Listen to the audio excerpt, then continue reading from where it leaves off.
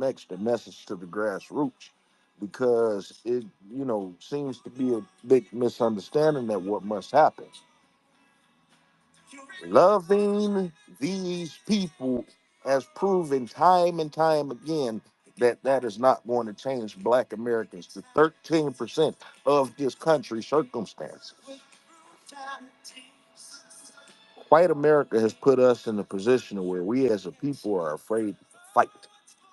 White America has put us in a position where we are scared to come upon freedom the same way that the white man came upon freedom. A real, true, bloody revolution. As I said, you cannot speak of revolution if you are not willing to fight. You can't speak of revolution if you're not willing to die. And, our hearts was broken because, as I stated before, they killed Martin Luther King, they killed Medgar Evers, they killed some of our revolutionary brothers, Fred Hampton and Nat Turner. These were men that were willing to actually put their lives on the line to make the difference, and they were taken out. And that scared us off as a people. That has weakened us as a people. And what happened was they brought their little, white children out to be buddy buddy with us,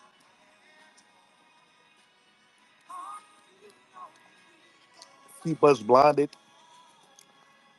keep us blinded from the system that oppresses us through a smile and a handshake and possibly friendship and maybe a family member or whatnot. And the problem overall as the 13% is still here. Triple H spoke for white America. He don't see color. Black America, Triple H spoke for white America. He doesn't see black people. Triple H spoke for white America. He doesn't want your talents. How have the Black American wrestlers responded? Well, may not be revolutionary people. Because even in that small space, they could gain liberation if they were to collectively walk out of the door. It will put a shine light on Triple H and let you know, like, motherfucker, we here. And either you gonna integrate us properly or we can stay gone. And if you let us stay gone, that shows exactly that you meant what you said. You don't want color in the WWE. If you can have it your way, the WWE will be all white. And so to mask it to where you wouldn't seem like you're a racist, you would put these Japanese people out here, and you would put these Hispanic people out here, and you would put these African people out here just to specifically undermine Black Americans. This is the history of America, folk. And Triple H is an American white man. Triple H is put in the position of power, therefore he is a white supremacist because he's going to look out for white first. And while you got all these Pecker Tom handkerchief head niggers sitting up here talking about Triple H isn't racist, Triple H didn't mean that. He actually meant that black people is not talented. The Black Americans that he got on the roster, well, guess what? Don't you think that that's a scouting problem? They're not letting them come through the door. They don't do nothing with Black Americans but put stereotype typical characters on them. And when you feel like they can't move beyond those stereotypical characters, you throw them out of the door.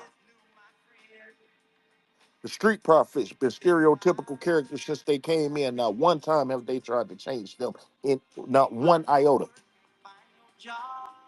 Bianca Belair is a stereotypical character. Not only is she a stereotypical character, they have not tried to change her. They have not tried to elevate her in one iota. Our Truth is a stereotypical character. They really believe they making it seem like Black Americans are ignorant niggers. And that is funny to white folks. And that is what has been able to have our Truth a steady paycheck to this day. And then y'all always gotta constantly reach all the way down to NXT.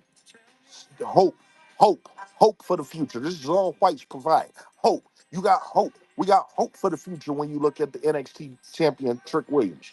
You got hope for the future when you got this Nigerian man Obafemi. You got hope for the future when you got Wesley. You got hope for the future when you got the mixed Kiana James. You got hope for the future when you got Lash Legend. You got hope for the future when you got Jada Parker, Jakara Jackson. We got hope for the future when we got Malik Blade. Now listen to all the names that I named and see how successful they will be a year or two from now. Because the WWE doesn't have the ability to make multiple black American wrestlers successful at the same time. Now, we're not going to forget the fact that this 13% of people we talking about, black Americans, foundational black Americans, are the most athletic, charismatic, entertaining people in the world. You know, beyond this black on black crime shit that white folks try to put out to the world, exploit to the world, beyond this low IQ shit that white folk make the world believe via media that black Americans have, you look at the impact of a Michael Jackson. You look at the impact of a Whitney Houston. You look at the impact of a Denzel Washington. You look at the impact of a Angela Bassett. We touch the world. We touch the world in ways that no one has been able to touch the world. We are a very unique group of people. So when it comes down to this fake scripted sport, we're still not able to be presented correctly on a consistent basis. And one of the things that kill me about these handkerchief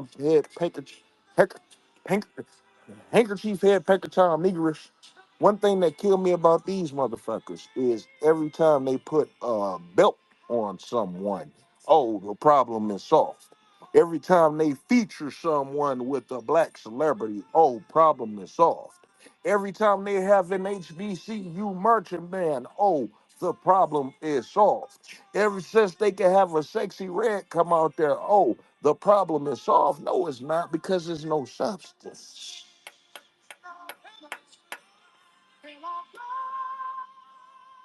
Right now, they're in pandering mode. Right now, Triple H is in pandering mode. You think Triple H is about to pander to you now? The motherfucker been plotting this shit for months because he knew that he was already kind of coming under. And Triple H, I know that you see wrestling with racism because of the terminology that you used. Wrestling with racism is in your face. And believe it or not, wrestling with racism can touch you. Don't make it because you leading that way.